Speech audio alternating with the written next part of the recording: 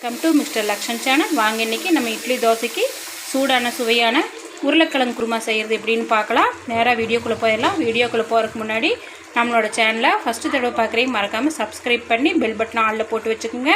வாங்க நேராக வீடியோக்குள்ளே போயிடலாம். உருளைக்கிழங்கு குருமாக்கு ஒரு தக்காளி கட் பண்ணி மிக்சர் ஜாரில் சேர்த்துக்கலாம். தேங்காய் 2 டீஸ்பூனு, கடலை சட்னி கடலை 2 டீஸ்பூன் சேர்த்துக்குங்க.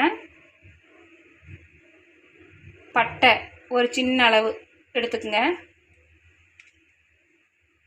பூண்டு 2 பல் எடுத்துக்கங்க. சோம்பு 1 டீஸ்பூன் சோம்பு கொஞ்சம் சேர்த்துக்குங்க. கொஞ்சம் கசகசா 2 சேர்த்துக்குங்க. சேர்த்துட்டு இப்போ மிக்சியில் அரைச்சிட்டு வந்துடலாம். கொஞ்சம் தண்ணி விட்டுக்குங்க. மூடி போட்டுக்குங்க. பாருங்கள், நல்லா நைஸாக தேன் மாதிரி அரைச்சி எடுத்தாச்சு. இப்போ குருமா தாளிச்சிடலாம் வாங்க. கடலெண்ணெய் 2 டீஸ்பூன் ஊற்றிக்குங்க. எண்ணெய் காஞ்சதையும் கடுகு சேர்த்துக்குங்க. நல்லா வெடிச்சதையும் வெங்காயம், பச்சை மிளகாய், கருவேப்பிலை 3 சேர்த்துக்குங்க. எல்லாம் நல்லா கலக்கி விடுங்க. நல்லா வணங்கட்டும். பாருங்க, எல்லாம் நல்லா வணங்கிடுச்சு. இப்போ தக்காளி சேர்த்துக்கலாம். தக்காளி ஒரு பழம் போட்டுக்குங்க. நம்ம அரைக்கிறதுக்கு ஒரு பழம் போட்டிருக்கோம். நீங்கள் கட் பண்ணி தாளிக்கிறதுக்கு ஒரு பழம் போட்டுக்குங்க. தக்காளி நல்லா வணங்கட்டுங்க. நல்லா வெங்காயம் தக்காளி நல்லா வணங்கிடுச்சுங்க. இப்போ அரைச்சி வச்ச தேங்காய் தக்காளி விழுது சேர்த்துக்கலாம்.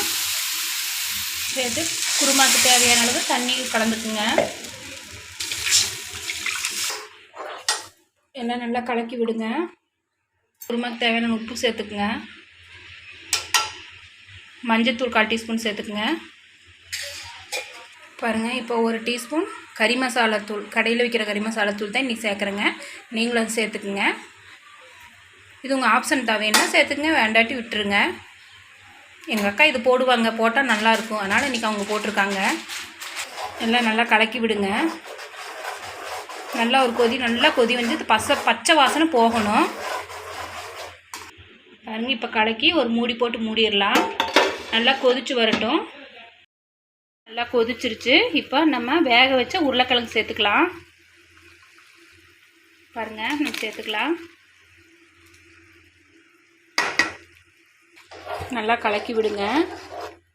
உப்பு பார்த்து நீங்கள் உப்பு கார பார்த்து போட்டுக்குங்க. நல்லா சுட சுட ஆவி பறக்க நம்ம இட்லி தோசைக்கு ஏற்ற மாதிரி உருளைக்கிழங்கு குருமா ரெடி ஆயிடுச்சு. நீங்களும் வீட்டில் செஞ்சு பாருங்கள். செஞ்சு பார்த்துட்டு மறக்காமல் கமெண்ட் பண்ணுங்கள். பிடிச்சிருந்தா ஷேர் பண்ணுங்கள். நம்மளோட சேனலை சப்ஸ்கிரைப் பண்ணி பெல் பட்டன் ஆளில் போட்டு வச்சுக்கோங்க. Thank you friends. பாய்.